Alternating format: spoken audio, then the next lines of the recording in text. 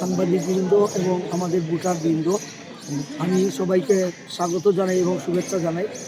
আমি আমার booth অমরগঞ্জ high school সেন্টারে দিলাম। ইনশাল্লাহ সব ঠিকঠাক আছে।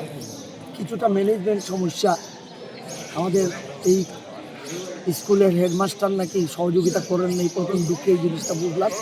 কিছু জায়গায় লাইট নাই। আর আমি কালকে সব জায়গায় সব সেন্টারেই ঘুরছি, মোটামুটি সন্তোষজনক বুথ চলতেছে।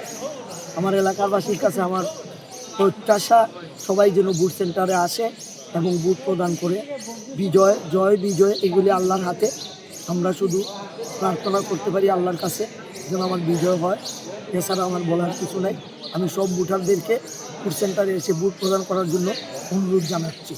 আপনারা সাংবাদিক ভাই যারা অনেক কষ্ট করে আসছেন, আপনাদেরকে সবাইকে ধন্যবাদ।